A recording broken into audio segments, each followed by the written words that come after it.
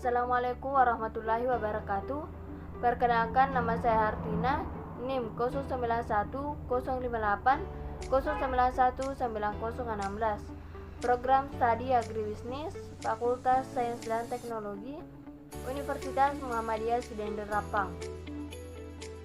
Pada video kali ini, saya akan memaparkan beberapa materi tentang mata kuliah lingkungan dunia usaha. Materi yang pertama yaitu mendeskripsikan lingkungan internal manajemen pemasaran. Yang kedua yaitu memaparkan lingkungan internal budaya perusahaan. Yang ketiga yaitu menjabarkan lingkungan internal manajemen keuangan. Lingkungan internal manajemen pemasaran. Yang pertama yaitu konsep pemasaran. Pemasaran secara definisi adalah kegiatan pemenuhan kebutuhan manusia dan sosial menurut Kotler and Keller 2012. Definisi lainnya, kegiatan pemasaran adalah proses sosial dan manajerial dari konsumen untuk mendapatkan apa yang mereka butuhkan melalui penciptaan, penawaran, dan pertukaran segala sesuatu yang bernilai dengan pihak penjual menurut Tejiptono 2014. Segmentasi. Segmentasi adalah proses pembagian calon konsumen atau konsumen menjadi beberapa bagian atau sekelompok dengan memperhatikan pada kebutuhan dan karakteristik konsumen yang sama atau homogen dalam melakukan proses pemetaan terhadap segmentasi pasar dapat membagi berdasarkan aspek berikut ini. Yang pertama, aspek demografis, yang kedua aspek geografis, yang ketiga aspek psikografis, yang keempat aspek perilaku konsumen. Target. Target adalah proses penentuan sasaran atau target adalah tahapan selanjutnya setelah pemetaan terhadap segmentasi konsumen. Pada tahapan ini, pemasar harus memilih dari kelompok-kelompok yang telah dipetakan pada proses segmentasi sehingga dijadikan target pasar atau prioritas utama dalam memasarkan produk yang akan diluncurkan. Beberapa hal yang perlu diperhatikan dalam menentukan target adalah yang pertama yaitu ukuran pasar, yang kedua ukuran probabilitas, yang ketiga faktor aksesibilitas. Posisi produk. Posisi produk adalah tindakan perusahaan untuk merancang strategi pemenangan pasar dan perancangan produk yang sesuai dengan hasil pemetaan, segmentasi, dan proses penentuan target yang telah dilakukan analisa terhadap kompetitor juga diperlukan pada tahapan ini sehingga perusahaan dapat mengetahui kekuatan dalam persaingan pasar dan menentukan proses penetrasi pasar yang baik dan tepat. Yang perlu diperhatikan dalam menentukan posisi produk adalah yang pertama yaitu adanya jaminan solusi yang diberikan, yang kedua yaitu mengidentifikasi mitai unit produk, yang ketiga yaitu mengembangkan strategi pemasaran yang unik. Yang kedua yaitu kegiatan pemasaran.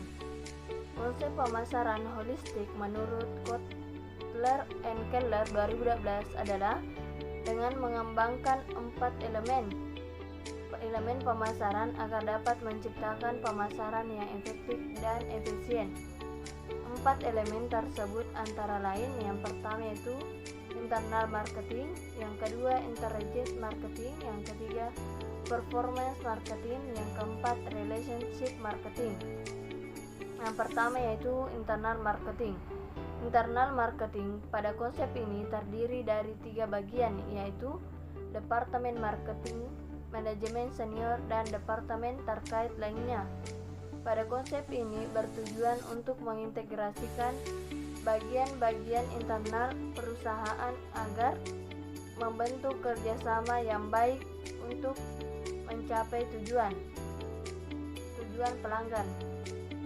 Yang kedua yaitu integrated marketing. Integrated marketing terintegrasi adalah konsep di mana perusahaan merencanakan penciptaan,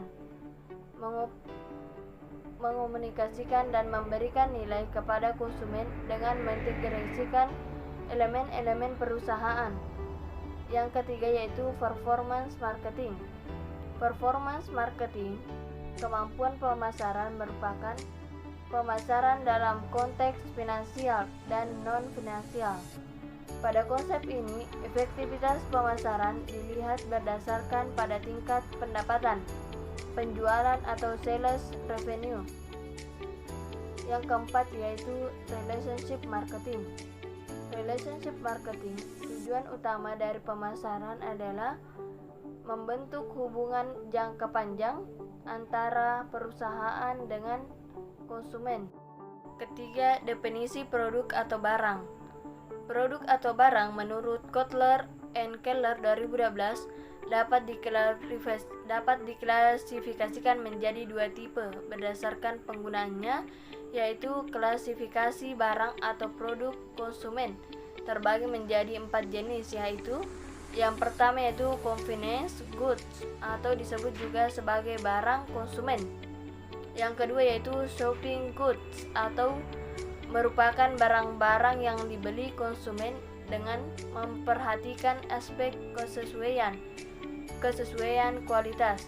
Yang ketiga yaitu specialty goods adalah barang yang memiliki karakteristik produk dan identitas merek yang unik sehingga hanya sekelompok konsumen yang mampu membelinya. Yang keempat yaitu unsold goods merupakan barang yang tidak diketahui oleh konsumen ataupun seandainya diketahui umumnya tidak terfikirkan untuk membelinya. Kedua yaitu klasifikasi barang produk industri. Yang pertama itu barang industri adalah barang-barang yang didapatkan dengan cara melalui proses produksi dari bahan mentah hingga menjadi barang atau produk jadi. Barang yang termasuk barang industri contohnya adalah spare part, barang modal seperti instalasi, peralatan kantor atau pabrik, dan perlengkapan untuk layanan bisnis seperti barang pemeliharaan, cat, paku, sapu, dan perlengkapan operasional, pelumas, bahan bakar, buku, dan pensil. Lingkungan internal budaya perusahaan. Budaya perusahaan yang kuat merupakan landasan dari kinerja suatu perusahaan. Namun, landasan atau fondasi itu tidak ada artinya apabila tidak ada bangunan di atasnya. Bangunan itu adalah strategi perusahaan. Jadi, budaya perusahaan yang kuat akan memberikan kontribusi yang optimal apabila di atasnya terdapat strategi usaha yang baik. Syarat keberhasilan implementasi budaya perusahaan adalah komitmen yang sungguh-sungguh dari top manajemen. Apabila pimpinan puncak tidak meyakini budaya perusahaan yang dirumuskan, pasti budaya perusahaan tidak akan jalan. Sebaliknya, jika pimpinan puncak memiliki komitmen, dapat dipastikan budaya akan berjalan. Alasan utama tidak boleh mengabaikan budaya informal dalam pembentukan budaya formal adalah karena dalam pelaksanaan budaya perusahaan nanti pasti akan menyebabkan konflik, terutama konflik kepentingan. Konflik yang terbesar adalah antara manajemen dengan operasional. Hubungan internal manajemen keuangan. Yang pertama, definisi manajemen keuangan. beberapa definisi manajemen keuangan. Yang pertama yaitu manajemen keuangan adalah aktivitas pemilik dan manajemen perusahaan untuk memperoleh sumber modal yang semurah-murahnya dan menggunakannya seefektif, seproduktif mungkin untuk menghasilkan. Yang kedua yaitu manajemen keuangan dapat didefinisikan dari tugas dan tanggung jawab manajer keuangan.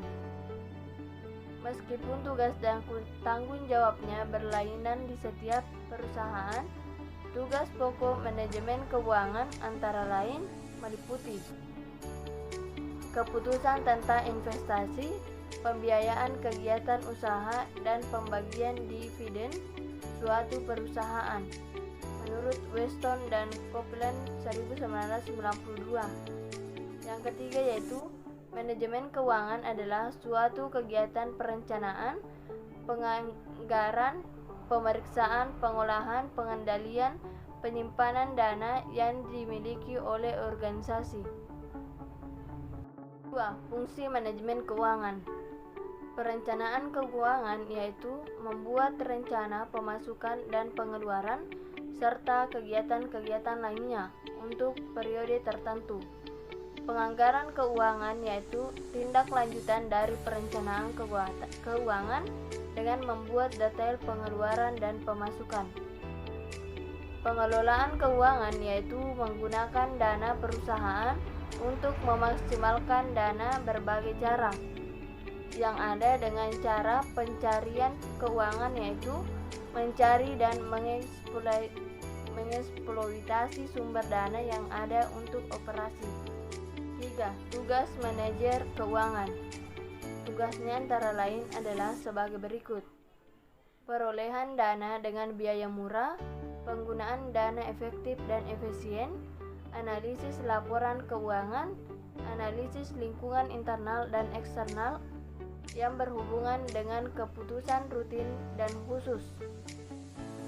Kegiatan penting lain yang harus dilakukan manajer keuangan menyangkut 5 aspek, yaitu yang pertama yaitu peramalan dan perencanaan, yaitu mengkoordinasi proses perencanaan yang akan membentuk masa depan perusahaan.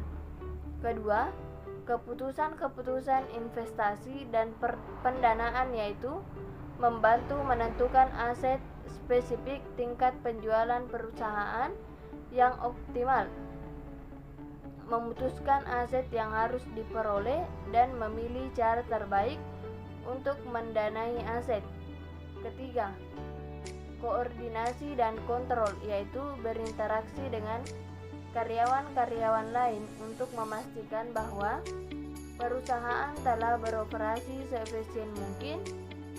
Yang keempat yaitu berinteraksi dengan pasar keuangan, yaitu berinteraksi untuk mendapatkan atau menanamkan dana perusahaan. 5. Manajemen risiko, yaitu bertanggung jawab untuk program manajemen risiko secara keseluruhan, termasuk mengidentifikasi risiko dan kemudian mengelolanya secara efisien. Tanggung jawab manajer keuangan. Adapun keputusan keuangan yang menjadi tanggung jawab manajer keuangan dikelompokkan ke dalam 3 jenis. Yang pertama yaitu mengambil keputusan investasi atau pembelanjaan aktif, investment decision. Yang kedua yaitu mengambil keputusan pendanaan pembelanjaan pasif atau financing decision. Yang ketiga yaitu mengambil keputusan dividen atau dividend decision. Itulah tadi pemaparan materi dari saya. Sekian dan terima kasih. Assalamualaikum warahmatullahi wabarakatuh.